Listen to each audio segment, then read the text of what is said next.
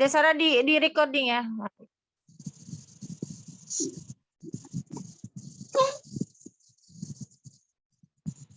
Bismillahirrahmanirrahim. Assalamualaikum warahmatullahi wabarakatuh. Waalaikumsalam warahmatullahi wabarakatuh. Izin buka saja kajian. Alhamdulillahirabbil alamin wa bihi nasta'in wa ala umurid dunya waddin wa sallallahu ala sayyidina Muhammadin wa ala alihi wa sahbihi ajmain. Amma ba'du. Puji syukur alhamdulillah. Marilah senantiasa kita panjatkan kehadirat Allah Subhanahu wa taala atas limpahan rahmat, taufik, hidayah dan inayahnya pada kita semua. Sampai saat ini kita masih diberikan nikmat iman, Islam dan kesehatan. Sehingga pada siang hari ini kita dapat berkumpul bersama secara virtual dalam acara kajian Fasil Hadis. Tak lupa pula salawat dan salam. Semoga senantiasa tercurahkan pada junjungan kita Nabi besar Muhammad Sallallahu Alaihi Wasallam beserta keluarga dan para sahabatnya. Dan mudah-mudahan kita selaku umatnya mendapatkan syafaatnya pula di yaumil akhir. Amin, amin ya robbal alamin. Yang terhormat Ustazah Dewi Urifa LCM PDI, yang terhormat Ibu Sinagawa Febrianti selaku Ketua Komunitas Pencinta Ilmu, yang tercinta bukan pecinta ilmu Umi, di sini Fasil Hadis. Fasil Hadis sudah ya, Afwan. Yang terhormat Ibu Sinagawa Febrianti selaku Ketua Fasil Hadis, yang tercinta para ustazah yang kami sayangi pengurus, serta Umi wa Ukhti rahimakumullah yang telah berkenan hadir pada saat ini. Ummahat rahimakumullah, perkenankanlah saya untuk membacakan susunan acara kajian Fasil Hadis. 1. Pembukaan, 2. Tasmik hadis ke-34 bab muamalah kemandirian. 3. Penyampaian materi kajian. 4. Sesi tanya jawab. 5. Penutup. Baiklah, kita buka pengajian ini dengan melafazkan basmalah. Bismillahirrahmanirrahim. Baik, untuk yang kedua kita tasmik. Kita tasmik dulu Ustazah ya. Iya. Nanti mohon Ustazahnya koreksi. Uti Siti tadi apa ya? Uti Ruqyah ya, Siti Ruqyah, tafadholi. Siapa yang mau tasmik? Ya, yang mau murajaah. Ya. Baik, bismillah. Assalamualaikum warahmatullahi wabarakatuh. Hadis nomor 34, bab muamalah tentang kemandirian. Ma akala ahadun ta'aman qattun. Bentar. Hadis nomor ke-34, bab muamalah tentang kemandirian. Qala Nabi sallallahu alaihi wasallam, ma akala ahadun ta'aman qattu khairun min ayyakula min amaliyadihi. Tidaklah seseorang yang memakan satu makanan pun yang lebih baik dari makanan hasil usaha tangannya sendiri. Hadis riwayat Bukhari 1930.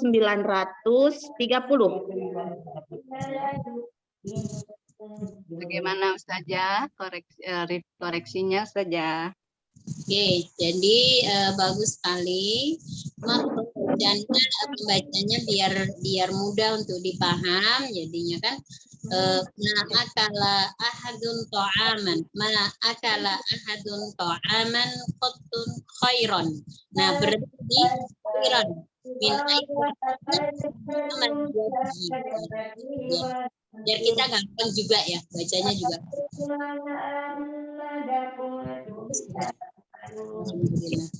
Diulang. Ya, boleh.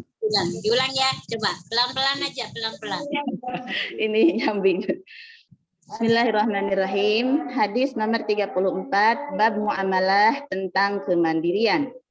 Qala Nabi sallallahu alaihi wasallam, Ma akala ahadun ta'aman qattun khairan min ayyakula min amaliyadihi. Ma akala ahadun, tidaklah memakan salah seorang dari kalian ta'ama qattun, satu makanan pun khairan yang lebih baik min ayyakula, dari memakan min amaliyadihi, dari hasil usaha tangannya sendiri. Min amali yadihi. Min amaliyadihi, dari hasil usaha tangannya sendiri. Oh, bagus banget. Lanjut. Kita lagi Putih Aat. Ustazah Vela mau itu katanya, Umi. Ya. Oh, Ustaz Jafela. Ya, apa Guli? Ini nggak bisa on cam, lagi nggak pakai jilbab. Oh iya. Apa Guli? Ya. Assalamualaikum Ustazah. Waalaikumsalam warahmatullahi wabarakatuh. Tafadhali. Hadis nomor 34 bab muamalah tentang kemandirian. Qala Rasulullah sallallahu alaihi wasallam, ma tidaklah akalah memakan ahadun seseorang ta'aman qattu, satu makanan pun khairan yang lebih baik an yakula, dari memakan min amali yadihi, dari hasil usaha tangannya sendiri. Hadis riwayat Imam Bukhari nomor 1930. Masya Allah, barakallah, bagus banget. Masih ada lagi? Putih Aat. Saya ini. Ya. Kita dong. Ya, saya Ya. cerita ya. Ya. Akhwat ini.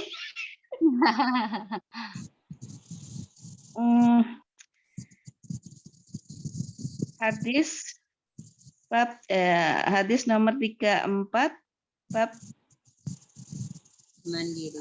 muamalah tentang kemandirian. Bismillahirrahmanirrahim. Qala Rasulullah sallallahu alaihi wasallam, ma akala ahadun ta'aman qattu khairan ayyakula Min ayyakula. Min ayyakula. min ayyakula min amali yadihi. Naam. Barakallah. Jazakillah Ustazah. Assalamualaikum. Artinya Ada belum. lagi. Oh, artinya ma'akala tidaklah memakan ahadun seseorang ta'aman qattu, satu makanan pun min ayyakula Khairan dulu. khairan, lebih baik min ayyakula, dari apa yang dia makan, min amali yadihi, dari amal usaha, dari usahanya sendiri, tangannya sendiri. Hadis riwayat Imam Bukhari nomor 130. 1930.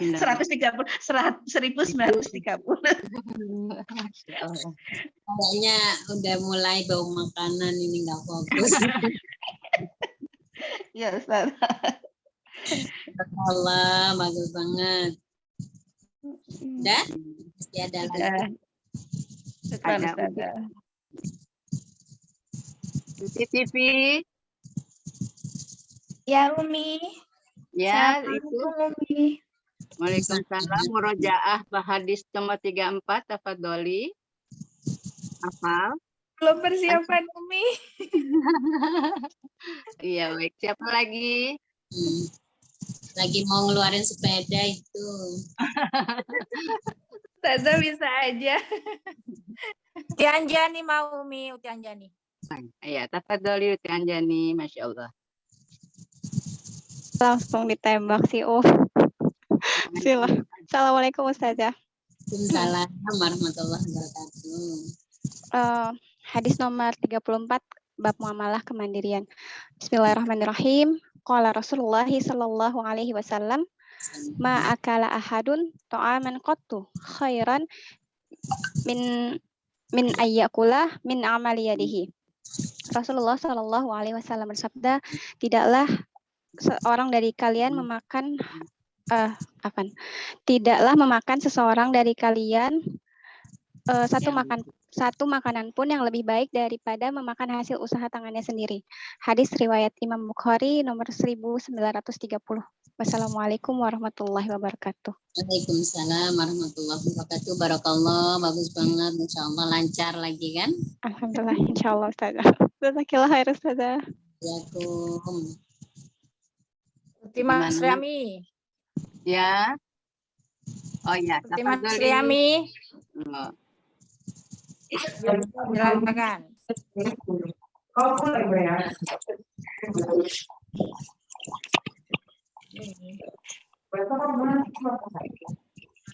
Ya, Mas Riami, tafadholi. Ya, Umi. Qala Rasulullah sallallahu alaihi wasallam.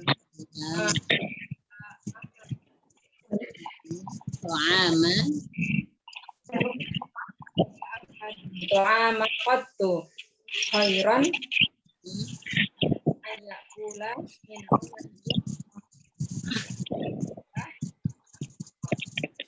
Suaranya kok nggak keluar ya, tapi saya dengar, saya lihat mimiknya benar, tapi suaranya nggak keluar. ahadun seseorang aman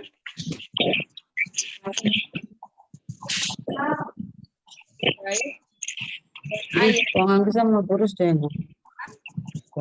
Baru.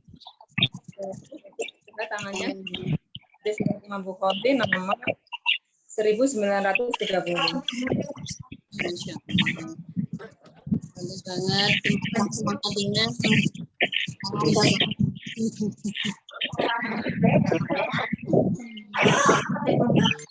Bagaimana Ustaz ya? Tanya ya. Kapan lanjut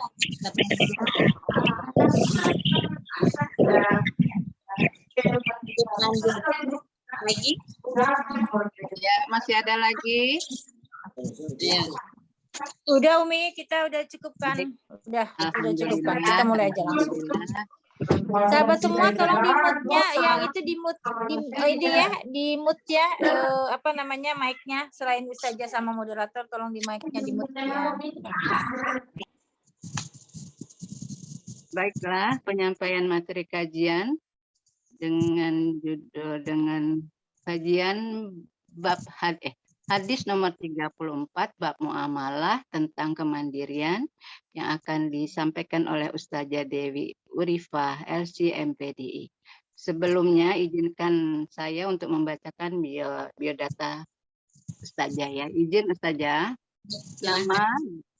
Nama Dewi Urifah LC/MPDI, nama panggilan Iva, tempat tanggal lahir Sidoarjo 17 Agustus 1983, status menikah, aktivitas koordinator dakwah BKMC Provinsi Nusa Tenggara Barat, pekerjaan dosen, pendidikan S2, akun sosial media, akun WhatsApp 087751053468, akun Facebook Dewi Urifah, akun Instagram Dewi Urifag.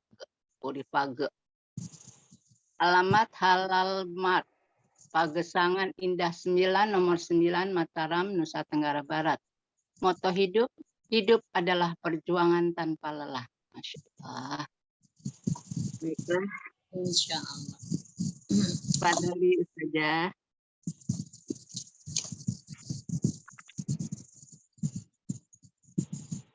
Bismillahirrahmanirrahim. Assalamualaikum warahmatullahi wabarakatuh. Waalaikumsalam. Waalaikumsalam warahmatullahi wabarakatuh. Jelas ya suaranya ya? Iya, Ustazah kecil ya. Subhanakallahumma rabbana la ilma lana illa ma 'allamtana innaka antal alimul hakim wa tub 'alaina innaka antat tawwabur rahim wa taqabbal minna innaka antas samiul alim wa 'allimna min ladunka ilman nafi'a ya dzal jalali wal ikram. Allahumma ftah lana hikmataka wansur 'alaina rahmataka ya dzal jalali wal ikram. Rabbi syrah lana sudurana yassir lana umurana hasil maqasidana amin Allahumma amin. Alhamdulillahirabbil alamin. Pada saudariku tercinta semua, Masya Allah, luar biasa siang hari ini meskipun berpuasa semangat sekali ya, terutama ketua kita ini yang luar biasa, Masya Allah. Sehat semua ya. Alhamdulillah wa syukurillah, pada siang hari ini kita masih diberikan banyak sekali kenikmatan oleh Allah Subhanahu wa taala, terutama nikmat kita bisa berpuasa di bulan Ramadan ini, Masya Allah. Itu nikmat terbesar kita ya yang sekarang kita dapatkan, dan semoga di bulan puasa ini puasa kita diterima oleh Allah Subhanahu wa taala. Allahumma taqabbal minna siyamana wa qiyamana wa ruku'ana wa tadarru'ana. Ibadah-ibadah kita yang lain, baca Quran kita, jihad kita, dan juga amalan-amalan sholihah kita diterima oleh Allah Subhanahu wa taala. Amin. Allahumma amin. Salawat serta salam semoga tetap tercurahkan kepada baginda Muhammad sallallahu alaihi wasallam yang senantiasa kita nantikan syafaatnya di hari kiamat nanti. Amin, Allahumma amin. Dan kita diakui menjadi umatnya Nabi Muhammad sallallahu alaihi wasallam. Baik, di siang hari ini kita akan belajar di bab muamalah. Insyaallah ya, bagus banget temanya, untuk membuat kita semangat. Sudah banyak yang menghafal, meskipun tidak semua ditampilkan, insya Allah semua hafal nggih? Insya Allah. Insya Allah semua hafal. Jadi hadis ini hadis yang masyhur banget, yang diriwayatkan oleh Abu Hurairah juga. Ma'akala ahadun, jadi tidak seseorang dari kamu semua memakan ya, Masya Allah, ta'aman, jadi makanan qattu khairan, jadi itu yang nggak ada yang lebih baik lagi gitu, maksudnya ketika orang itu memakan dari jerih payahnya sendiri, min ayyakula min yadihi, amaliyadihi, yakula min amaliyadihi, makan dari kerjaan yang dari tangannya sendiri, maksudnya. Nah, sebenarnya terusan hadis itu ada juga ya, nanti kita terangkan juga. Jadi hadis ini adalah memberikan uswah ya, contoh teladan kepada kita semua untuk lebih bersemangat gitu, untuk lebih bersemangat dalam apa? Dalam kita berusaha, berikhtiar, bekerja gitu ya di dunia ini, tidak bermalas-malasan gitu ya, karena memang yang kita makan, yang kita nikmati adalah lebih baiknya itu dari usaha atau amal kita sendiri. Nah, ada beberapa faedah dari hadis ini. Yang pertama, faedahnya ketika kita berusaha dengan jerih payah sendiri, tentu semua orang akan merasakan kenikmatan, ya kan? Akan merasakan kenikmatan tersendiri ketika kita merasakan hasil jerih payah sendiri. Dan juga memang kita dianjurkan oleh Rasulullah SAW selalu berusaha, berikhtiar, dan tidak meminta-minta, bahkan kalau bisa kita mengasihi, karena aliyadul uliya khairun min yadis sufla. Jadi tangan yang di atas itu lebih baik dari tangan yang di bawah. Tangan yang memberi, mengasihi, suka bersedekah itu lebih baik daripada tangan yang suka meminta, suka mengharapkan bantuan orang lain. Setelah itu, Masya Allah, di sini lagi hujan deras sekali. Allahumma sholiban nafi'an. Setelah itu Islam juga tidak menganjurkan, bahkan tidak disenangi orang yang suka meminta-minta itu ya. Dan juga orang yang bekerja dengan tangan sendiri ya, contoh pekerjaan yang dilakukan dengan tangannya sendiri adalah banyak sekali, tapi yang paling pekerjaan yang paling mulia ya, yang paling kita nanti banyak hikmahnya itu mungkin tidak kita sangka apa itu, yaitu az-ziraah, menanam.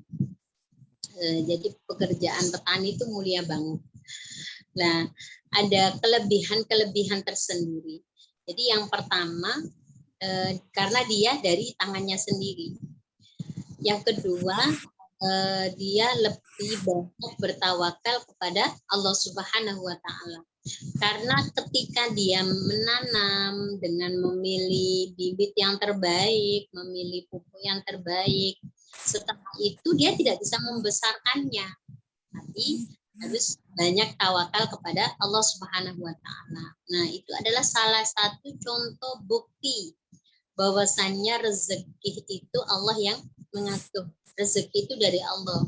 Manusia itu tidak bisa menentukan rezekinya, karena tidak setiap yang bekerja itu hasilnya baik gitu. Jadi dia tidak boleh sombong, tidak boleh menyombongkan dirinya. Makanya salah satu faedah hadis ini juga, manusia itu tidak akan merasa sombong ketika dia bekerja gitu. Orang kan kadang kadang merasa sombong, merasa besar, merasa sudah mampu, sehingga kadang-kadang pekerjaan-pekerjaan yang kecil yang kadang menurut mereka terhina itu malah lebih mulia gitu ya, lebih jauh lebih mulia.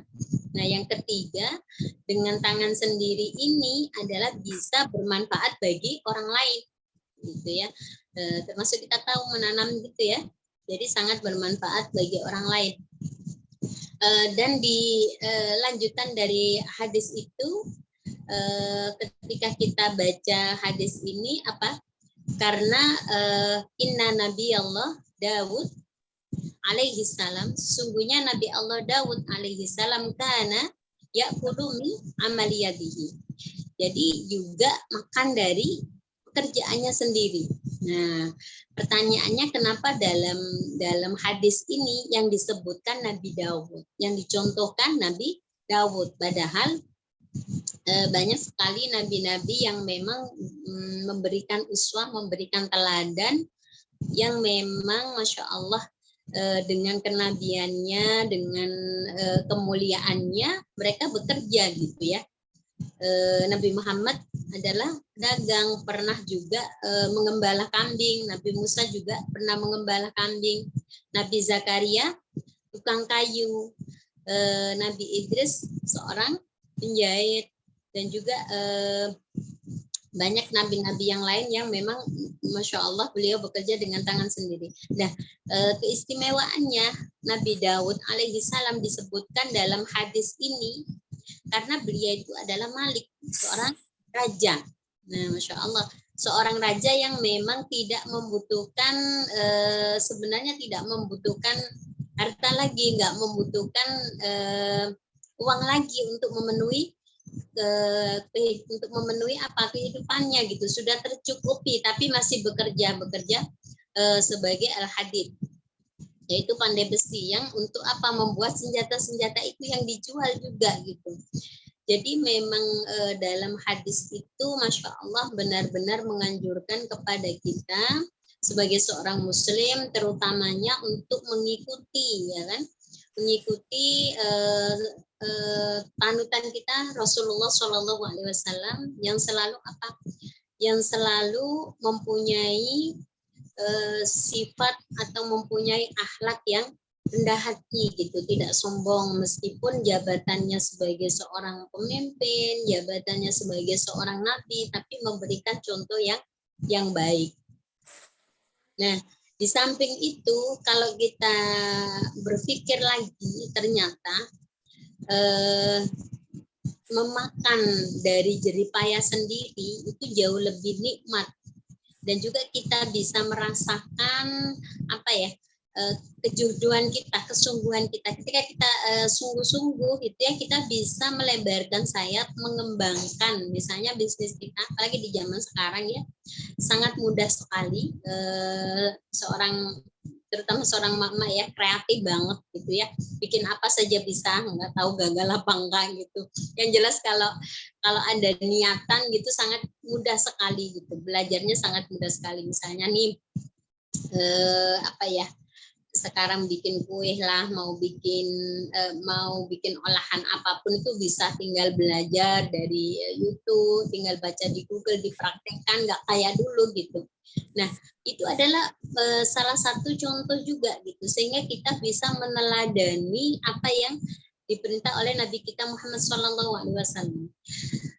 Bahkan Nabi sendiri juga mengatakan gitu ya, kalau engkau mencari kayu di gunung, diikat talinya di punggung, setelah itu dijual lagi, wallahi itu jauh lebih mulia daripada orang yang meminta-minta, baik itu nanti diberi atau tidak, tetap jauh lebih mulia orang yang mencari kayu, yang bekerja itu gitu. Nah, itu kan bisa kita ambil garis bawah, kita pahami bahwasannya memang bekerja dengan tangan sendiri itu adalah luar biasa manfaatnya gitu. Dalam kalau misalnya ya zaman dulu itu ya, itu biar nggak banyak waktu untuk luang gitu, untuk nganggur, karena memang dua hal yang melalaikan, satu sehat, yang kedua waktu luang. Nah, kalau kita ini dikasih sehat, waktu luang kita ini kita produksikan gitu ya, kita manfaatkan untuk kebaikan, itu jauh lebih luar biasa daripada kita nggak ngapa-ngapain gitu. Nah, itu tadi salah satu contoh gitu ya. Salah satu contoh nabi-nabi kita yang bisa kita ambil ibroh gitu ya.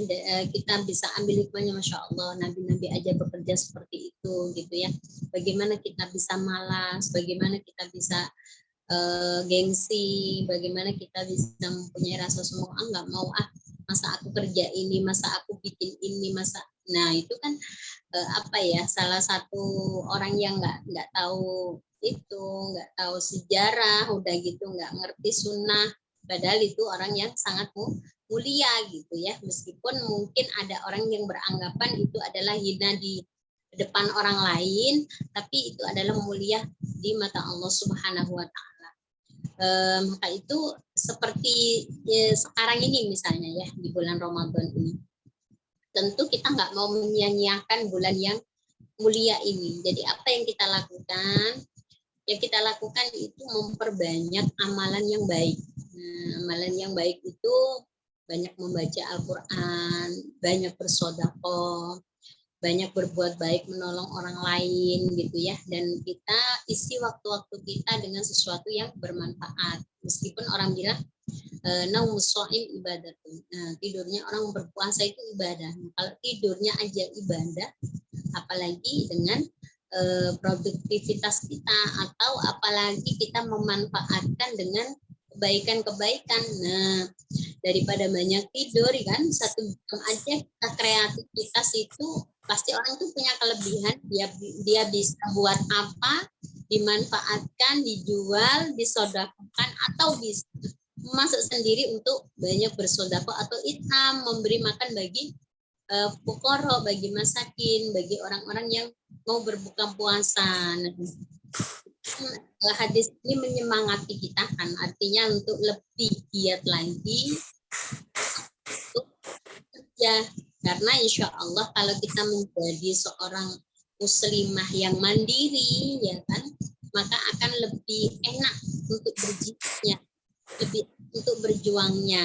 Jadi memang uang itu bukan segalanya ya, tapi dengan uang insya Allah kita bisa lebih leluasa lagi untuk berdakwah gitu ya, untuk berbagi kepada saudara-saudara kita, karena memang anjuran dari Allah, anjuran dari Rasulullah, bahkan perintah Allah untuk apa? Untuk saling berbagi, untuk memberikan, untuk membantu ya, untuk ta'awun. Nah, itu dengan kemandirian kita, dengan kesungguhan kita sebagai seorang muslimah, dengan kecerdasan, dengan akal yang diberikan oleh Allah kepada kita, maka ayo kita memanfaatkan waktu dengan sebaik-baiknya. Dan sekarang itu peluang untuk belajar itu sangat mudah sekali, sangat mudah sekali. Jadi orang tidak cukup jadi ibu rumah tangga saja, jangan puas jadi ibu rumah tangga saja. Harus bisa bermanfaat untuk orang lain, ya, untuk keluarga pastinya, untuk keluarga, untuk saudara kita, untuk orang lain. Karena khairun nas anfa'uhum linnas. Sebaik-baik manusia adalah yang bisa memberikan manfaat kepada manusia yang lain. Nah, ketika kita belajar hadis ini, ya, jadi di samping kita dapat sunnah Rasulullah SAW. Jadi Rasulullah itu kan panutan kita, ya. Kita mengaku sebagai umatnya Nabi, tapi sikap kita sering tidak seperti Nabi. Nah, Nabi kan nggak malas, nggak gengsian, nggak sebentar-bentar capek. Jadi apa sih makna perjuangan kita ini belum ada apa-apanya gitu, masih sangat kecil banget gitu, kecang banget gitu ya, dibandingkan dengan perjuangan Nabi kita Muhammad SAW yang tak kenal lelah, yang memberikan kehidupannya semua untuk Islam, bahkan memanggil-manggil umatnya sebelum beliau wafat. Nah, itulah sebagai umatnya kita harus mengikuti apa yang dilakukan Nabi kita Muhammad SAW, baik itu secara min aqwal, secara perbuatan, secara ucapan, wa af'al, secara perbuatan. Jadi sifat-sifat yang dimiliki oleh Nabi kita Muhammad SAW itu yang seharusnya sekarang kita lakukan, dan jangan taswif, apa itu, menunda-nunda gitu ya. Jangan besok saya mulai nanti dah habis hari raya atau apa, kalau punya niat baik kenapa ditunda-tunda gitu. Ayo segera kita laksanakan, karena belum tentu apa istilahnya itu hidayah itu akan datang lagi gitu ya. Mumpung kita diberikan Allah hidayah apa itu apa saja, yang penting itu kebaikan gitu, segera kita laksanakan, nggak usah taswif atau ditunda-tunda lagi. Nah, maka itu dengan kita belajar tadi ya, mengambil hikmah dari hadis bahwasanya orang itu tidak ada yang lebih baik kecuali dia makan dari kerjanya sendiri gitu ya. Bahkan kebanyakan gitu ya, kebanyakan dari para nabi pun mereka bekerja dengan tangannya sendiri. Itu menunjukkan berarti kita harus apa? Kita harus bisa meneladani nabi-nabi kita ya, istilahnya itu kita harus terus bersemangat.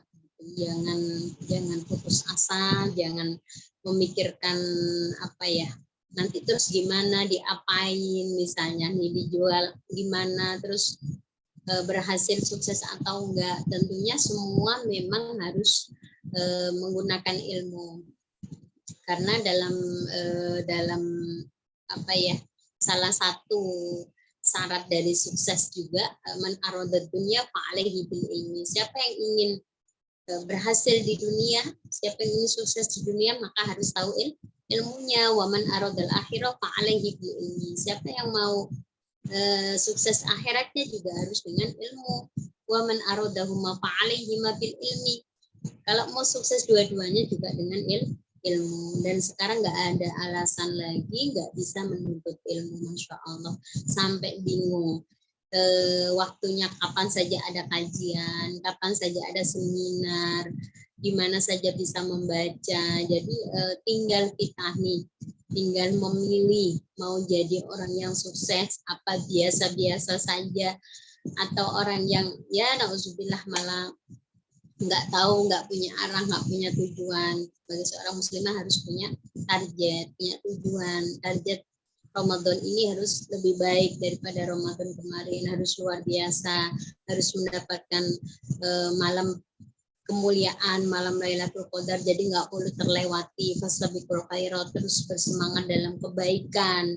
Nah, di dalam hadis ini adalah pukulan bagi kita untuk yang apa, bermalas-malasan, kadang banyak berpikir, nggak banyak bergerak, akhirnya bingung mau apa, nah nggak dijalani, diem saja akhirnya. Nauzubillah, malah di sini harusnya kita lebih bersemangat lagi, bisa jadi ibu rumah tangga, bisa jadi pendidik, bisa jadi penggerak, bisa jadi entrepreneur, semuanya bisa gitu. Memang harusnya seperti itu.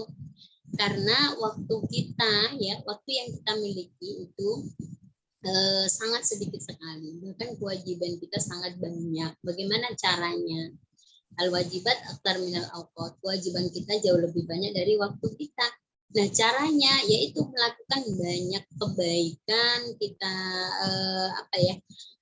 kita tular-tularkan ilmu-ilmu yang kita miliki dengan berbagi ilmu. Kalau kita bisa berjuangnya berbagi tenaga, juga berbagi tenaga. Kita bisanya dengan uang atau dengan harta, ya kita berjuang dengan harta, karena memang perintahnya itu wajahidu fisabilillahi bi amwalikum wa anfusikum. Jadi berjuanglah kamu semua dengan jiwa kamu semua, dengan diri kamu semua, dan juga dengan harta kamu semua.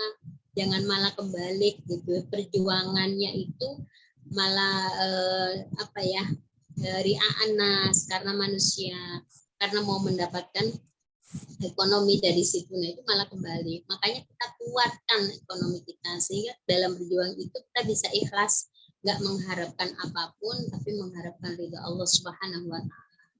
Nah, di samping pekerjaan-pekerjaan kita, perjuangan-perjuangan kita juga harus punya aktivitas produktivitas sendiri, sehingga tadi kita melaksanakan sunnah Rasulullah SAW, bisa berbagi dengan yang lain, bisa merasakan kenikmatan, menikmati hasil jerih payah kita.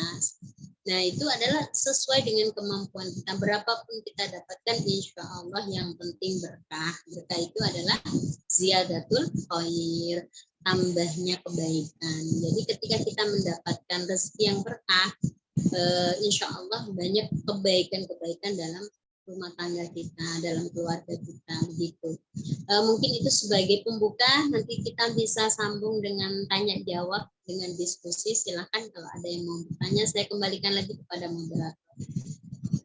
Masya Allah, Masya Allah, Masya Allah. Iya. Dengan paparan tadi kita bisa ambil intinya sedikit yang bisa saya tangkap.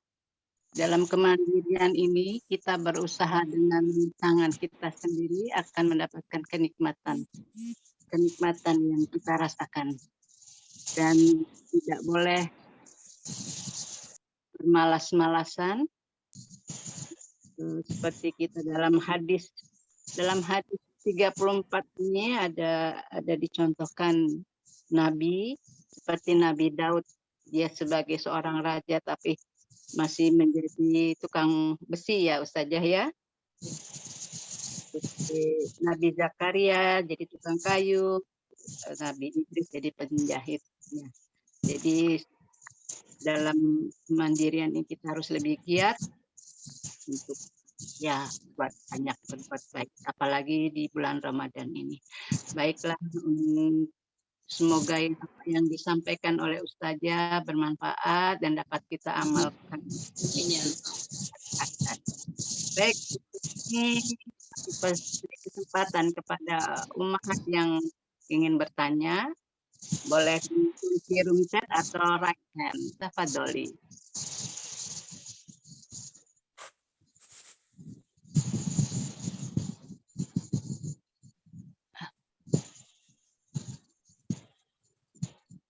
Ini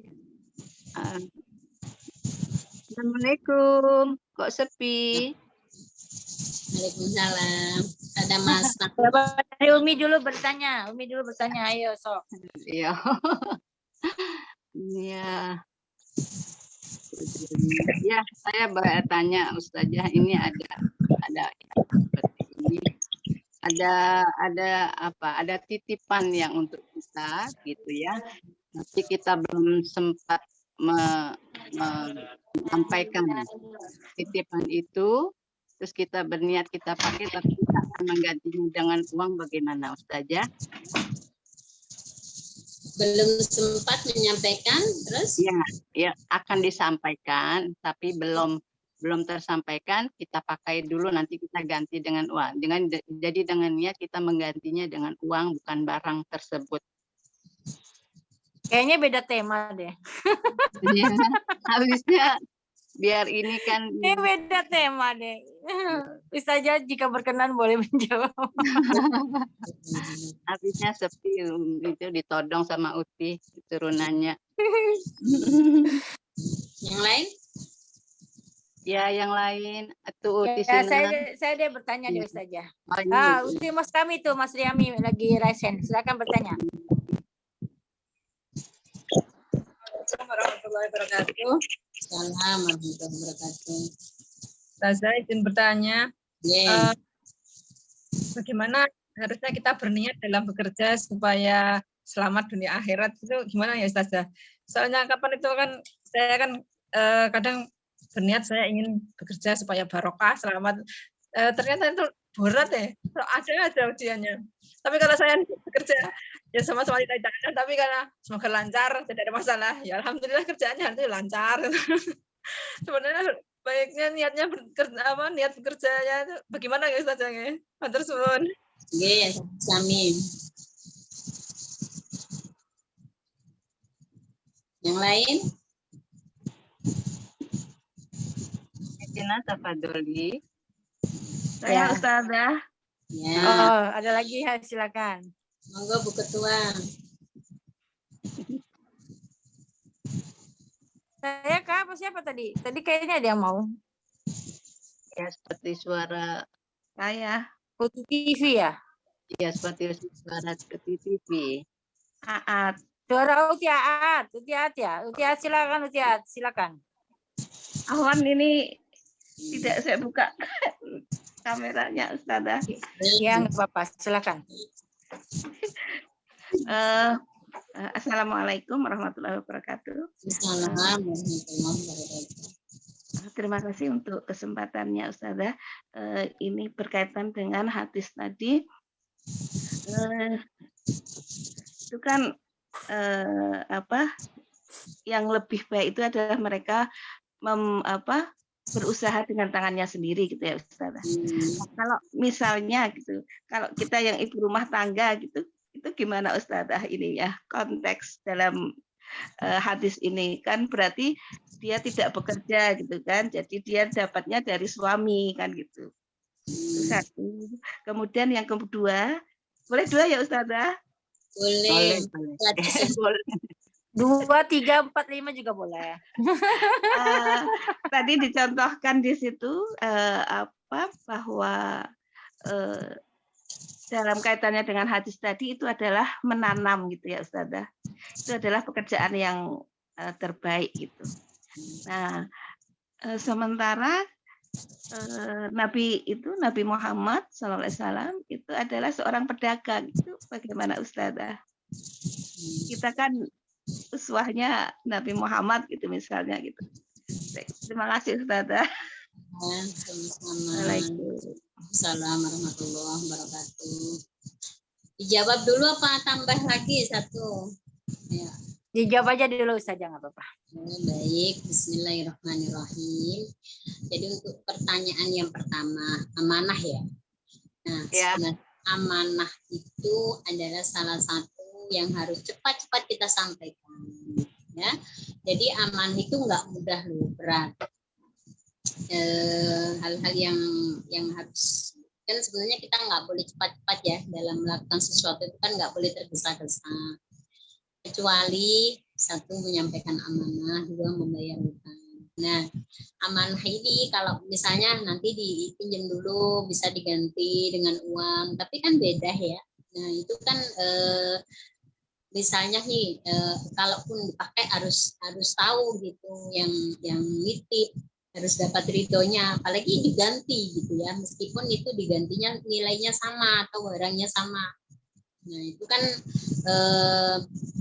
ujian bagi kita yang jadi pemegang amanah itu. Jadi sebaiknya jangan ya, takutnya juga namanya orang nggak tahu umurnya sampai kapan atau ada kendala apa, karena amanah itu harus segera kita sampaikan gitu ya, karena ada ancaman gitu ya yang dahsyat banget, ayatul munafiki idza hadatsa kadzaba wa idza wa'ada akhlafa wa idza tumina khon. Jadi tanda dari orang munafik itu ada 3. Ketika dia berbicara berdusta, wa idza wa'ada akhlafa, kalau dia berjanji mengingkari, kalau dia dipercaya berkhianat. Nah, jangan sampai kita menjadi orang yang berkhianat, mengkhianati amanah itu tadi gitu. Makanya harus segera disampaikan gitu. Takutlah akan hal-hal yang nanti bisa membuat kita berkhianat. Karena orang munafik itu bidarkil asfali minan nar, maka dia berada di neraka yang paling bawah sendiri. Paling bawah sendiri, bawahnya orang kafir. Nah, itu ya, sangat ancamannya sangat syadid gitu, sangat menakutkan banget gitu ya. Yang kedua, bagaimana niat bekerja ya. Jadi niatnya itu ya lillahi ta'ala. Jadi nggak niat apa-apa, niat lillahi ta'ala. Bedanya bekerja dengan niat atau tanpa niat apa? Nah, kalau kita bekerja tanpa niat, kerja aja. Biasanya kalau punya niat kerja, biasanya itu sukses gitu ya. Apa ya? Tadi dikatakan lancar-lancar, tapi kalau niatnya itu malah benar-benar malah nggak lancar, nggak juga kayak gitu. Jadi kata Allah, anna inda zonni abdi bi, saya menurut prasangka hambaku kepadaku. Kalau dia berprasangka husnuzon, berprasangka baik, maka yang terjadi adalah yang baik. Bismillah, lillahi ta'ala, saya bekerja, saya berniat lillahi ta'ala. Itu niat yang pertama. Boleh nggak niat banyak? Boleh gitu, boleh banget, maka pahalanya akan sangat banyak sekali. Sebelum keluar rumah niatnya banyak, tapi ya jangan terlalu banyak, 1 jam nanti telat lah ya kerjanya. Nah itu niat lillahi ta'ala, niat biar bisa banyak bersedekah, biar tambah berkah, macam-macam boleh niat itu, yang penting baik gitu ya. Nah kalau bedanya yang ada niat atau tidak ada niatnya, kalau dia niat maka akan memperoleh ridho Allah, dimudahkan ya, kita merasa tawakal sama Allah, terus Allah menjadi wali kita. Tapi kalau nggak ada niat, berarti kita sombong kadang-kadang. Saya berhasil ini karena kesungguhan saya, karena kepintaran saya, karena saya sungguh-sungguh dalam bekerja. Nah, akhirnya sombong gitu, dan tidak ada sampingan atau tidak ada dampingan atau pertolongan Allah di situ, dan dia dapat rezeki itu di dunia saja. Wa ma lahum fil akhirati min nasib, maka di akhirat dia tidak akan dapat bagian apa-apa. Maka itu kalau bekerja jangan lupa pakai niat. Jangankan bekerja, lakukan apa-apa itu pakai niat. Makan saja yang mubah ya, kalau kita pakai niat bisa jadi sunnah, bisa dapat pahala, apalagi bekerja itu. Yang nomor 3, apa pertanyaan nomor 3 tadi?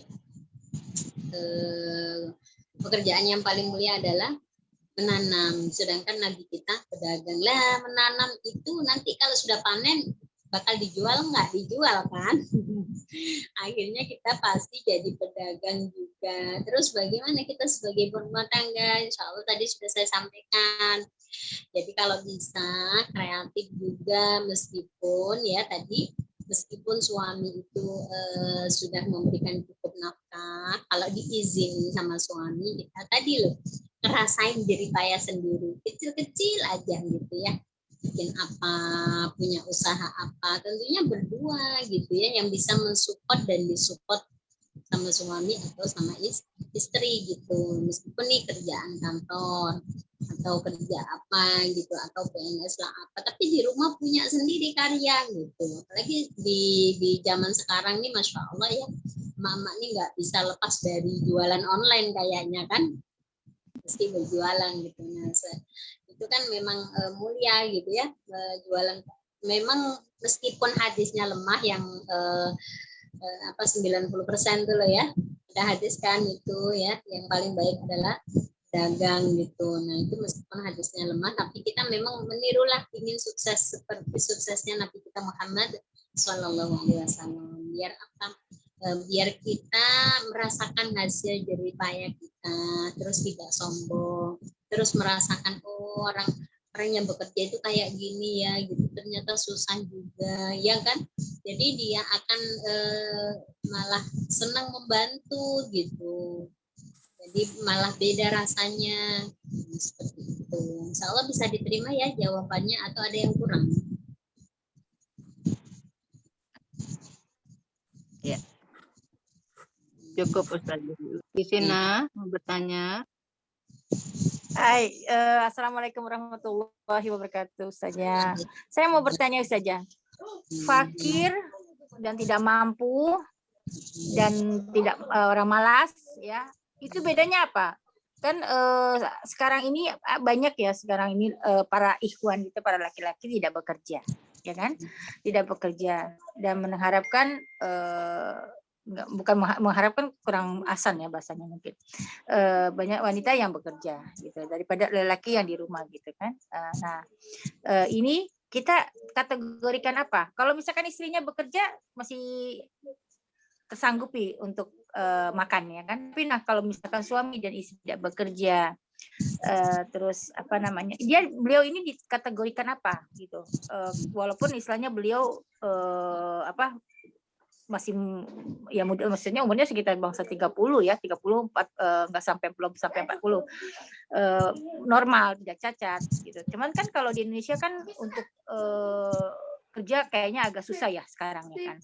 Nah itu mereka itu dikategorikan apa? Kalau misalkan kita mau nyumbang itu, misalkan bukan mau nyumbang, mau sedekah gitu ya, itu kita mendingan sedekah kemana gitu? Kalau kita sedekah ke yang seperti itu apa boleh gitu? Bukan gimana? Boleh atau gimana?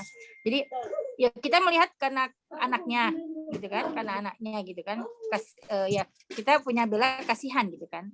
Tapi kalau kita lihat dari kemandirian, dari bab kemandirian, suaminya tidak mandiri gitu kan, suaminya sehat tapi tidak bekerja. Tapi di Indonesia kan cari kerjaan susah. Jadi gimana saja? Fakir tuh dengan yang tidak mampu, sama itu bedanya gimana Ustazah? Nah, saya sebagai kita yang ingin bersedekah, bagaimana Ustazah? Hai jazakallahu khairan. Berat ya Ustazah pertanyaannya, mohon maaf. Masya Allah. Ya, ada yang di chat ya itu kayaknya sebentar. Iya Ustazah. Boleh. Izin saya bacakan Ustazah. Boleh. Assalamualaikum Ustazah. Ada 2 pertanyaan. Mohon maaf kalau mungkin agak keluar dari tema. Pertanyaan yang pertama, jika pekerjaan suami sedang kurang baik, kemudian istri ikut membantu dalam memenuhi kebutuhan keluarga, kemudian ketika sudah waktunya mengeluarkan zakat, istri yang mengeluarkan zakat dari hasil usahanya untuk keluarga, apakah kewajiban suami sebagai kepala keluarga sudah gugur? Atau bolehkah seperti itu karena memang keadaan keuangan suami yang tidak memungkinkan? 2, seorang laki-laki atau ayah yang tidak pernah mencukupi kebutuhan nafkah keluarga hingga di masa tua orang tersebut sakit keras. Kemudian menjadi tanggung jawab anak perempuannya yang sudah bekerja dalam memenuhi kebutuhannya. Ketika anak perempuannya sudah menikah dan suaminya tinggal di rumah keluarga istrinya, pertanyaannya, zakat ayahnya itu tetap menjadi tanggung jawab anak perempuannya atau suami dari anaknya atau menantunya? Tafadholi Ustazah. Pertanyaannya berat-berat ya Ustazah ya. Nah, tidak melebihi berat badanku kayaknya. Biar nggak ngantuk ya. Baik, kita mulai dari Mbak Sina yang dan cantik, Masya Allah. Malas.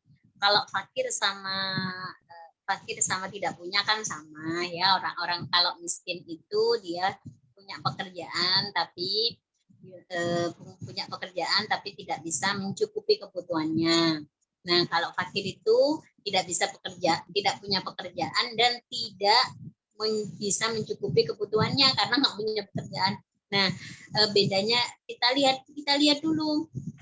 Jadi kita nggak berani menjas ya dia malas atau fakir karena beda-beda orang kan beda kondisi nih.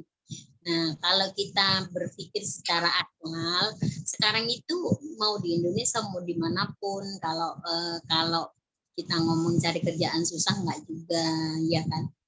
Karena memang rezeki itu dari Allah, gitu ya, bukan dari kerja sebenarnya. Nah, kita itu sebagai manusia itu harus wajib bagi kita untuk berikhtiar. Kan ada dalilnya juga dalam ayatnya, innallaha la yughayyiru ma biqaumin hatta yughayyiru ma bi anfusihim. Allah tidak merubah ya nasib suatu kaum kalau dia nggak mau merubah nasibnya sendiri. Nah, sebenarnya itu pada hakikatnya bagaimanapun kita wajib berikhtiar gitu ya. Dan sekarang kan tadi aja dikatakan untuk apa ya, paling baik itu dari jerih payah atau dari kerja tangannya sendiri. Dan saya yakin nggak ada orang yang tidak memiliki kemampuan atau keahlian, pasti ada kalau dia mau mencoba, ya kan? Nggak harus mendaftar kerjaan di mana-mana masuk. Saya katakan sekarang itu fasilitas sangat lengkap sekali. Apa maksudnya? Sangat mudah sekali untuk memperoleh pekerjaan asalkan dia mau berikhtiar. Insya Allah ada jalan, pasti ada jalan. Misalnya sekarang banyak pengangguran, banyak yang di apa ya, masa pandemi kemarin kan, banyak yang keluar dari pekerjaannya. Itu jangan mati gaya gitu ya kan. Ayolah manfaatkan teknologi, manfaatkan ilmu ini, apapun kita bisa.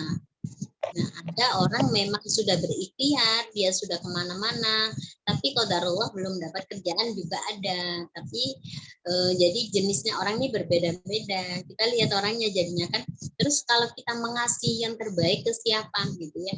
Ya, yang terbaik itu adalah ke orang yang bisa menafkahkan apa yang kita kasih itu. Nah, ini nih saya mau berbagi ilmu dulu itu ya. Pas saya mondok, saya mikir gini. Kenapa ya wali-wali orang tua saya mesti ngasih ngasih amplop gitu ke punya kita, ke pengasuh kita, padahal mereka kan uangnya sudah banyak gitu ya, sudah kaya juga gitu ya. Ternyata masya Allah kita mengasih ke orang alim itu jauh lebih bermanfaat karena pasti untuk ibadah gitu loh, daripada kita ngasih ke orang yang kayaknya itu dia membutuhkan tapi nggak tahu, masih ragu-ragu, Allahu alam nanti harta kita ini akan bermanfaat apa enggak gitu. Nah, kalau memang kita misalnya nih kondisinya tadi yang seorang bapak itu saudara, terus kita ngasih anaknya lah, ngelihat anaknya bukan ngelihat bapaknya itu, sehingga nggak mengurangi keikhlasan kita, malah coba kita sharing, kita ajak bicara pelan-pelan dengan, karena orang menurut saya ya ini orang laki-laki itu makhluk yang susah untuk diajak bicara gitu, maksudnya diajak bicara untuk kerja-kerja gitu seringnya tersinggung gitu. Jadi jangan coba-coba juga kalau kita nggak punya jurus dengan cara yang bijaksana, dengan cara yang bagus, dengan waktu yang tepat, itu akan malah kebalik kita nanti malah itu gitu. Nah itu malah makanya harus pelan-pelan, dan saya yakin memang fitrahnya itu semua keluarga itu pastilah ingin mencukupi kebutuhan keluarganya, tapi qadarullah memang ada yang belum dikasih sama Allah. Nah ini ada hubungannya dengan pertanyaan selanjutnya ini, gimana kalau istri yang bayar zakatnya? Nggak apa-apa banget gitu ya, dalam keluarga kan harus ta'awun, saling membantu, mana yang ada, jangan juga sok-sokan juga, kan kewajiban kamu nih nyari nafkah, masa yuk pakai uangku terus. Nah, perempuan memang gitu ya, senengannya perhitungan banget. Kalau uangnya dipinjam suami diinget-inget terus, dikembalikan, jadi kayak aku nabung sudah macem lah ya, ikhlasnya kurang gitu. Tapi kalau suami ngasih mau berapapun nggak pernah dihitung gitu. Kalau dia itu dah makhluk antik perempuan itu. Tapi jadilah istri yang baik, istri yang solehah. Nah, saya kalau boleh ngomong nih secara pribadi, orang Arab tuh jarang yang bekerja perempuannya, ya kan? Istilahnya itu, masya Allah dimanjakan banget lah. Nyuci ya suami, belanja sayur suami, anak apa-apa suami. Kalau di Indonesia itu kan apa-apa istri, bekerja lagi. Kalau boleh itu masuk surga duluan pasti perempuan Indonesia, sayangnya nih. Nah, sambil ngomel-ngomel, ya Allah, nyuci kerja, masa ya kita begini terus nggak berubah-ubah, mau kayak yang lain kayak macam hanya itu, sehingga nggak ikhlas gitu, nggak ada apa-apanya, jadinya eman sayang gitu.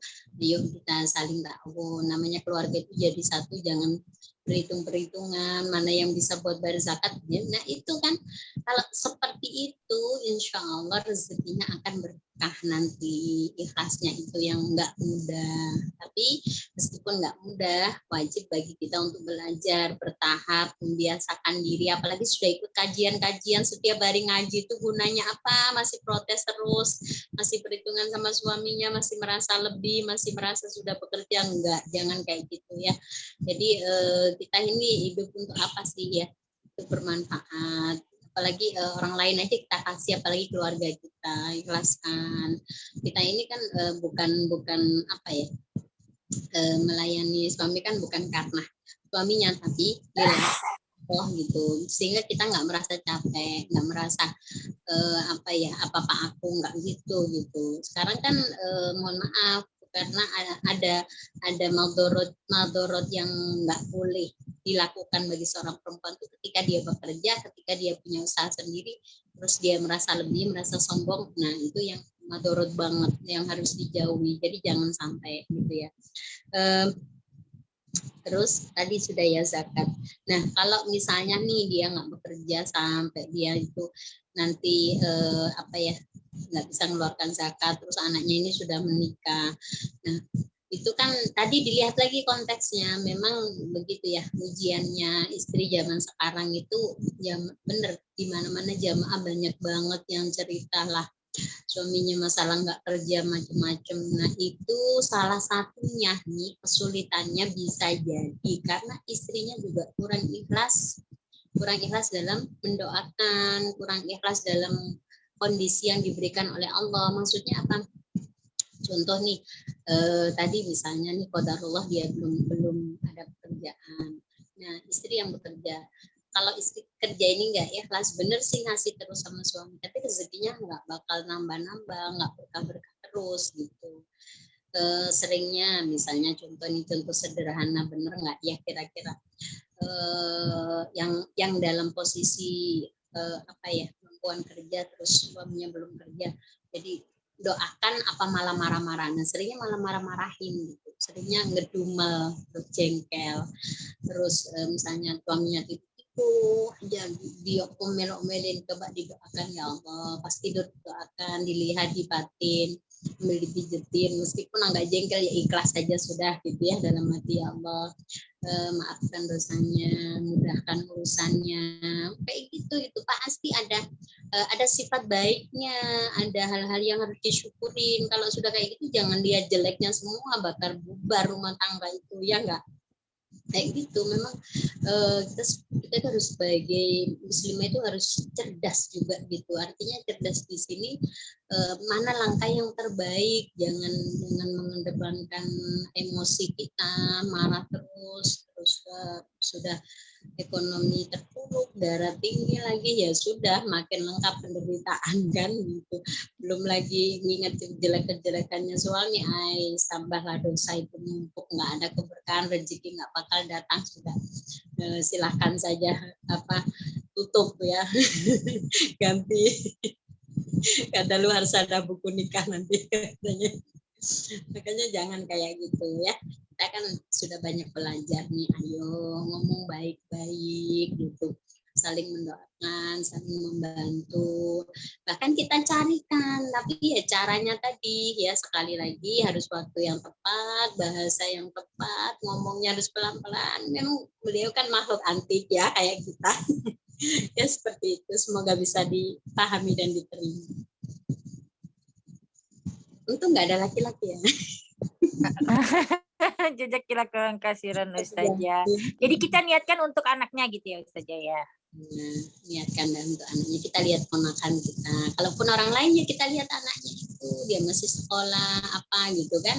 Ya qadarullah lah, dia lagi diuji Allah kok punya bapak seperti itu gitu ya. Ya. Kalau itu nggak terima, jengkel, udah bapaknya itu nggak mau dia, itu kan nanti itu lagi gitu. Jadi ngurangi keikhlasan kita akhirnya. Baik Ustazah, jazakallahu khairan Ustazah. Bagaimana Ustazah Kamila, sudah terjawab pertanyaannya? Beliau itu mic-nya kayaknya susah bicara, suaranya kecil dari tadi. Bersalam juga tidak terdengar. Ini dari tadi Japri nggak ini. Kalau Kalau nggak chat berarti udah aman. Mudah-mudahan terjawab. Ada satu lagi nih Ustazah dari Uti Fitria Matikis. Assalamualaikum warahmatullahi wabarakatuh Ustazah. Dalam usaha mencari nafkah, istri lebih banyak berperan daripada suami. Apa suami berdosa? Sedangkan istri ikhlas melakukan semua itu. Apabila suami meninggal, apa orang tua suami mendapat harta warisan mereka? Jazakallahu khairan Ustazah. Mohon dijawab. Baik, bismillah. Jadi memang fenomena di zaman sekarang ini kan terjadi begitu ya. Nah, tadi kan sudah dijelaskan sebab-sebabnya, mungkin salah satunya itu kurangnya keikhlasan dari istri. Nah, memang menarik sekali bab ini ya, kayaknya nggak bakal selesai sampai berbuka nanti.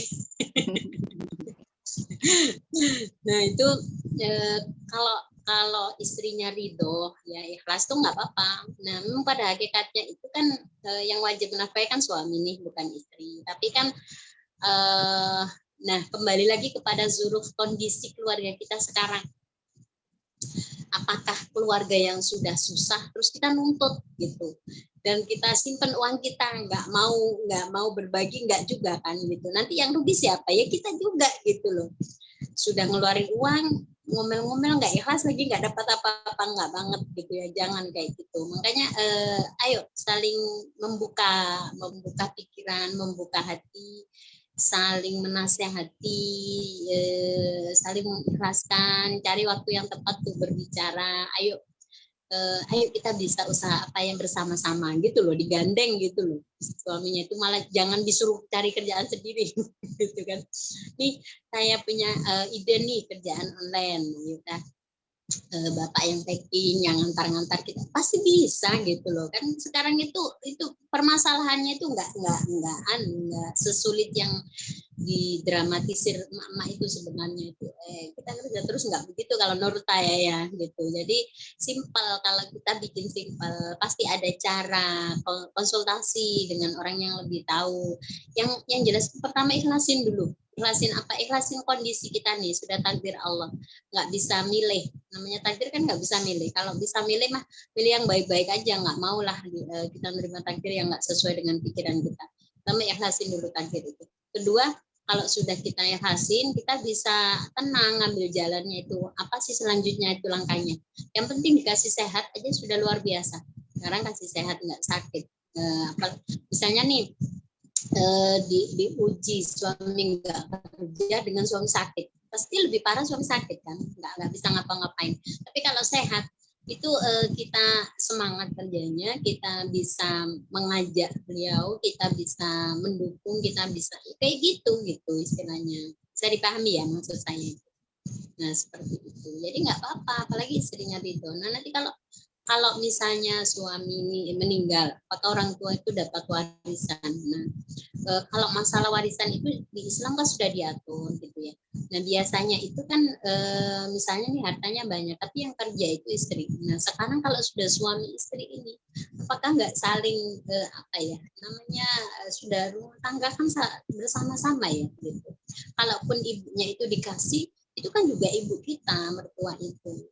Kalau kita mikirnya itu enak ya enak rasanya, tapi kalau mikirnya nggak enak ya nggak enak rasanya gitu. Bisa dipaham ya maksud saya. Ya silahkan nanti dijalankan sesuai syariat. Terus kita ya sebagai seorang istri, kalau menganggap mertua itu ibu kita sendiri, akan ada kenikmatan tersendiri di situ dan rezekinya nggak akan berkurang, maka semakin bertambah. Tapi kalau kita berat mendramatisir, kok kayak gini amat ya, sudah aku yang kerja, dia meninggal nanti nggak banget gitu, nggak. Jadi rugi, kita ngaji hadis, kita setiap hari kajian, kok hasilnya gitu-gitu aja, mindsetnya nggak dirubah gitu ya. Jadi angkuh, tetap emosian, nah itu jangan. Ada lagi ya? Ustazah satu lagi boleh? Tadi Ustazah kan bilang ridho ya kan, bilang ridho. Nah kalau kita lagi nggak marah ridho gitu kan Ustazah. Kalau lagi marah diomongin gitu saja kan, ada gitu ya kan saja, wah kamu yang ini. Tapi kalau misalkan kalau udah baikan gitu ya, insya Allah saya ridho gitu. Itu gimana Ustazah? Apa namanya? Itu yang kita lakukan itu semua pahalanya mengalir atau gimana Ustazah? Padahal untungnya sebenarnya ikhlas sebenarnya. Hanya kalau lagi marah gitu kan ada gitu ya Ustazah ya. Kalau lagi marah kan diomongin gitu kan ya. Itu gimana Ustazah? Makanya saya langsung aduh itu apa gitu ya. Kayaknya pembelaan ini sebenarnya ikhlas tapi gak ikhlas. Jadi kalau marah itu ya nggak ridho, kalau ridho ya nggak marah. Kalau marah berarti nggak ridho, kalau ridho nggak marah. Nah, sabar itu as-sabru inda sodmatil ula. Sabar itu ketika benturan pertama. Kalau kita punya masalah, pas masalah itu datang, itu yang waktu kita sabar. Tapi kalau nanti habis marah-marah sabar itu sudah nggak sabar lagi, sudah nggak ridho lagi. Memang berat, tapi kan kita harus tahu ilmunya. Ilmunya apa? Takdir tadi. Semua qadarullah. Nggak ada yang terjadi di dunia ini yang tidak tertulis. Termasuk masalah itu, mau masalah suami kita, mau masalah siapa aja, itu sudah tertulis. Ya mau nggak terima juga tetap terjadi kan. Ya udah gitu, nggak usah saling menyalahkan, nggak usah. Itu nggak ada selesainya nanti. Terutama dalam kondisi sulit, kita salahkan aduh. Kalau nggak keluar rumah ya banting pintu kamar sudah. Tambah susah lagi nggak? Susah lagi kita, aduh sudah mikir capek. Belum lagi ya tambah nanti. Sudahlah, itu ayo dikurangi pelan-pelan, ditulis dengan ilmu itu tadi.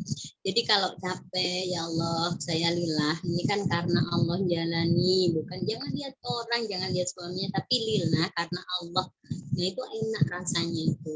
Jadinya nangis, malam nangis sambil tahajud, curhatnya juga sama Allah, enak kan?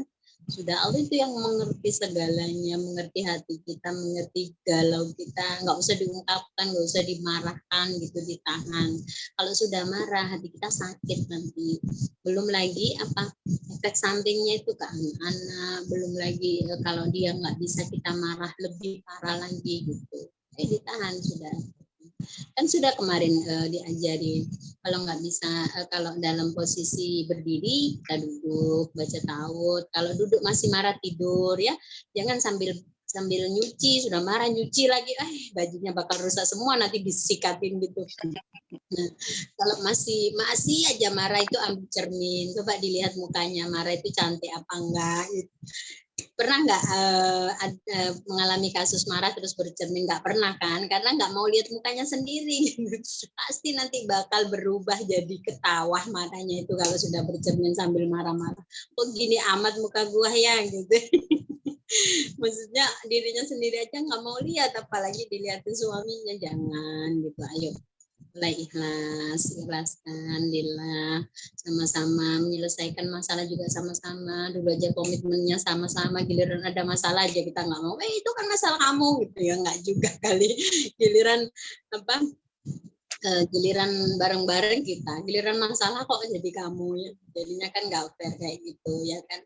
Ya, jadi pahalanya itu biar berbagi sama-sama, ditanggung sama-sama kalau ada masalah gitu. Gitu nggih. Sekarang ayam kan. Kira-kira kekurangan saja. Satu lagi, jadi kita harus sering meminta maaf sama suami kita, meminta ridhonya, meminta nasihatnya gitu ya. Jadi setinggi apapun jabatan kita, setinggi apapun kerjaan kita ya, kita tetaplah ya ridho kita itu di suami kita. Jangan sampai Allah nggak ridho sama kita. Tujuannya kita di dunia ini kan nyari ridho Allah nanti itu. Oke. Semoga nggak ada yang protes ya. Saya ngomong. Soalnya sepertinya pada nggak terima. Dibilang, nak Ustazah nih ngomong aja nggak tahu kondisi kita. Jangan bilang kayak gitu. Setiap orang pasti punya masalah, ya kan? Nah, dicoba ilmunya. Karena sering kita temui itu karena salah satu sebab itu memang nggak bisa dipungkiri dari seorang istri juga gitu loh. Jadi harus muhasabah diri, evaluasi kalau ada masalah. Oke, silakan atau kita tutup. Rasa Masih ada saja, masih ada yang ini yang masih ada. Putih Santi, tafadholi. Putih Santi. Assalamualaikum warahmatullahi wabarakatuh, Ustazah. Warahmatullahi wabarakatuh. Saya ingin menanyakan maksud hadis kalau nggak salah, qala Rasulullah Shallallahu Alaihi Wasallam, inna ahaqqa ma akhadtum alaihi ujron kitabullah. Itu maksudnya gimana, Ustazah, hadis itu? Bisa diterjemah. Terus jika seorang Sebentar saya sesungguhnya Hadis berapa itu? sesungguhnya apa yang sesungguhnya yang paling berhak kalian ambil upahnya adalah kitabullah. Itu. Terus yang kedua, jika seorang suami dia pekerjaannya serabutan, terus tapi dia lebih kegiatannya tuh lebih banyak aktivitas berdakwah gitu, Ustazah. Kadang ketika ada pekerjaan, ini pekerjaan maksudnya pekerjaan secara umum, beliau tinggalkan untuk lebih mengambil aktivitas dakwahnya karena emang kalau dari sisi kewajiban emang lebih wajib dakwahnya. Itu gimana, Ustazah? baik. Langsung dijawab ya. Ya. Ya, bismillahirrahmanirrahim. Jadi yang pertama, gini ya, sebenarnya yang tadi hadis dikatakan itu gimana ya, dari mana kita nerangkan. Jadi semua pekerjaan itu kan ada upahnya ya. Semua pekerjaan itu katakan ada upahnya. Nah, kadang ini orang untuk saya contohkan apa ya? Contohkan sekarang lah ya, anak kita kursus bahasa Inggris atau kursus matematika dengan ngaji TPA. Nah, sekarang itu tidak memperhatikan ujroh dari orang mengajar ngaji gitu. Meskipun itu adalah sebenarnya orangnya ikhlas, ya kan? Orangnya ikhlas mengajarkan kitabullah. Ya kan ada hadis juga, khairukum man ta'allamal Qur'an wa 'allamahu. Sebaik-baik kamu semua adalah yang mengajarkan Quran dan mengamalkannya. Meskipun begitu gitu ya. Meskipun dia ikhlas, tentunya kita itu harus lebih menghargai, lebih menghormati guru ngaji anak-anak kita sama seperti guru yang lain. Orang misalnya nih kalau kursus matematika, kursus bahasa Inggris mahal, dibela-belain enggak? Pasti dibela-belain kan, bayarnya mau semahal berapapun gitu ya, karena dianggap itu penting untuk sekolah, untuk dunianya atau apa. Tapi giliran ngaji TPA aja misalnya nih, yang ngajarkan ngaji, bahkan yang ngajarkan kita ilmu kadang-kadang kurang kita perhatikan gitu ya. Padahal memang sebenarnya dia itu pasti ikhlas gitu karena tahu ilmunya. Nah, tapi kita yang malah nggak tahu ilmunya gitu, nggak bisa hormat sama beliau. Nah, seperti itu gitu. Jadi sebenarnya ujrohnya itu mereka berhak mendapatkan yang sesuai. Artinya itu ilmu agama itu akan jauh lebih bermanfaat sebenarnya dari ilmu dunia. Orang kebalik. Ini salah satu contoh fenomena yang terjadi kalau di sini begitu ya, istilahnya orang itu kalau anaknya nggak ngaji nggak apa-apa, tapi kalau kursus nggak berangkat karena itu dia bayarnya mahal-mahal dibelain. Tapi kalau ngaji misalnya nih ada tarian, kok perasaan ditarik terus gitu, kok ada bayar, justru milih yang cari gratisan. Kadang ada yang seperti itu. Nah, pertanyaan yang kedua tadi apa? Yang kedua bisa diulangi? Yang terkait seorang suami lebih memilih aktivitas dakwahnya karena emang tugas gitu, terus dia tidak meninggalkan pekerjaan dunianya gitu, Ustazah. Jadi itu banyak terjadi juga di masa sekarang. Kembali lagi kepada istri.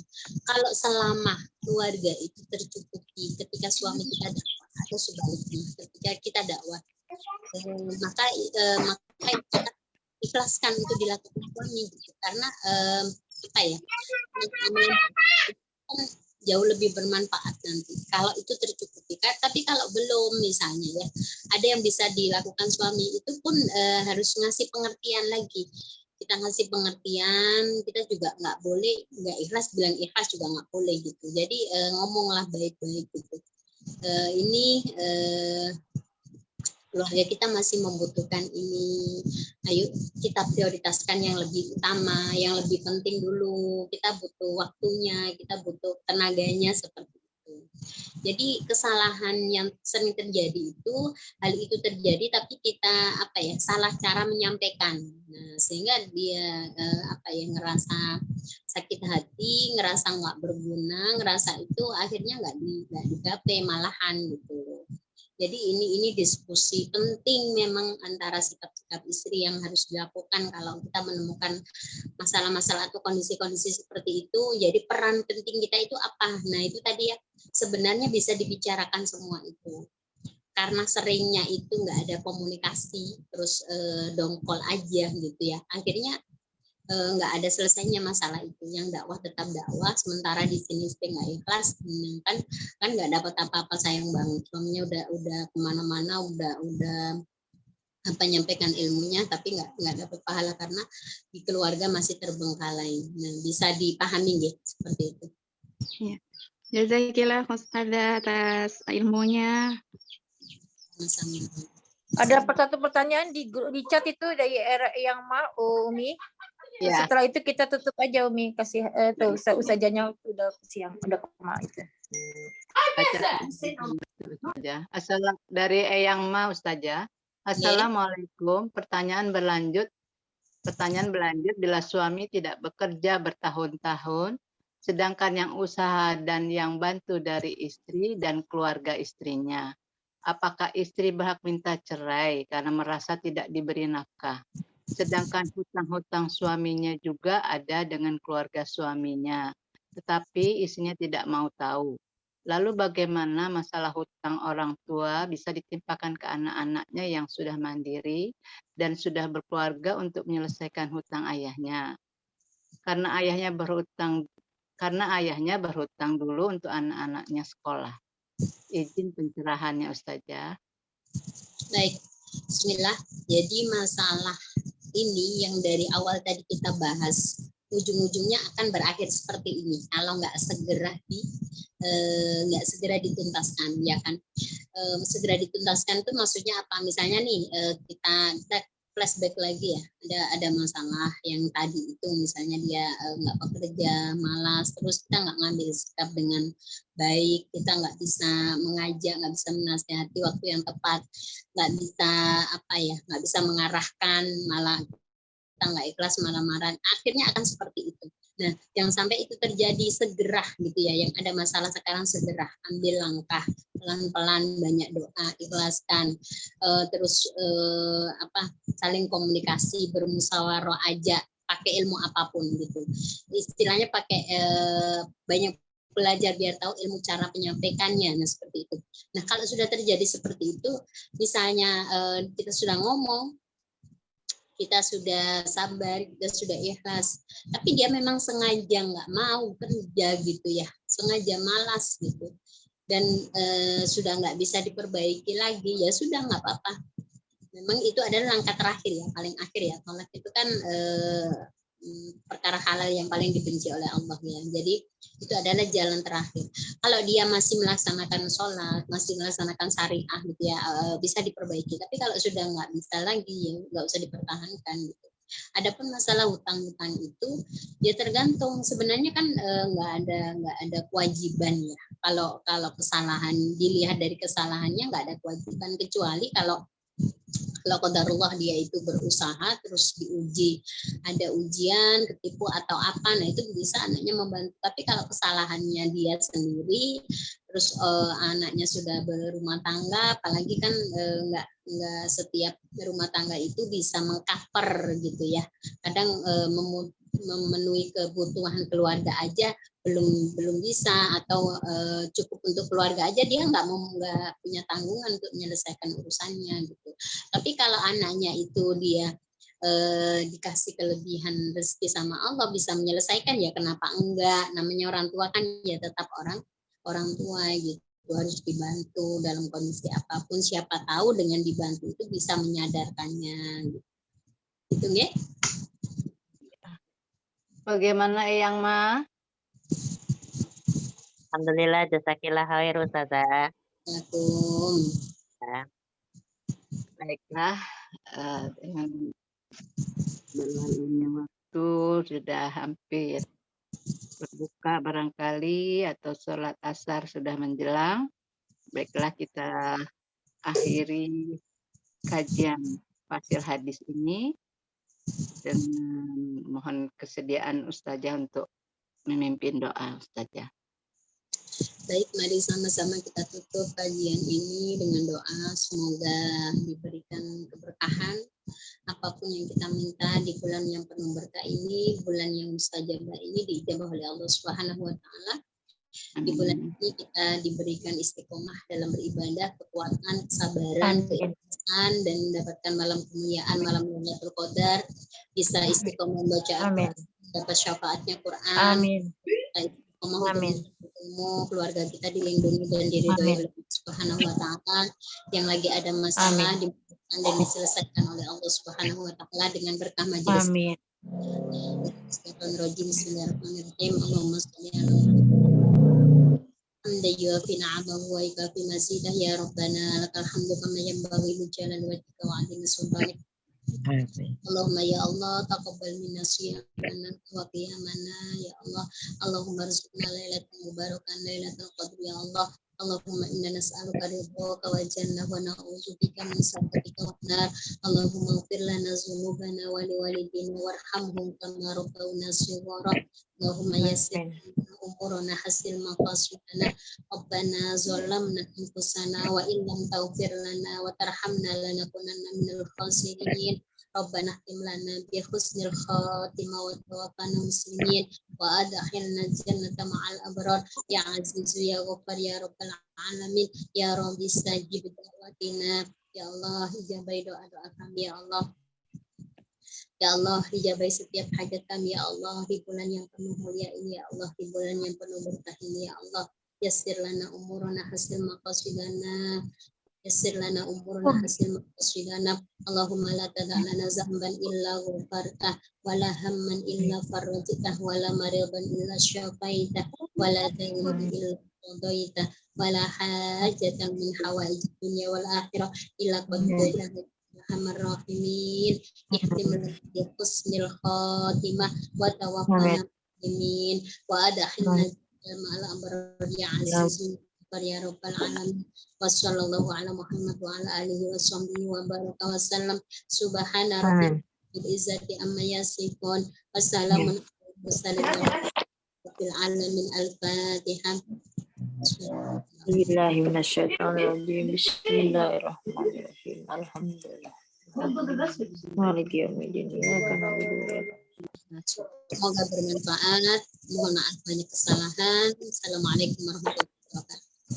Waalaikumsalam warahmatullahi wabarakatuh. Jazakumullah khairan katsiran Ustazah. Yang bermanfaat. Umi wa Ukti, terima kasih banyak. Dokter ada ya kayaknya bacaan doa. Dokter Dewi. Pula acara kajian Maaf lahir batin semuanya izin ada kita baca astagfirullah 3 kali, doa kafaratul masjid dan hamdalah. Subhanakallahumma wa bihamdika asyhadu an la ilaha illa anta astaghfiruka wa atubu ilaik. Alhamdulillahirabbil alamin. Assalamualaikum, mohon maaf lahir batin semuanya, izin live. Salah terucap, kesempurnaan milik Allah, kesalahan milik saya. Wabillahi taufiq wa hidayah, wa ridha wa inayah. Wassalamualaikum warahmatullahi wabarakatuh. Waalaikumsalam warahmatullahi wabarakatuh. Jazakumullah khairan katsiran Ustazah. Terima kasih banyak. Selamat beraktivitas sampai maghrib. Saya tinggal 2 jam lagi nih, mau maghrib. Tinggal 2 jam lagi maghrib. Lupa doa.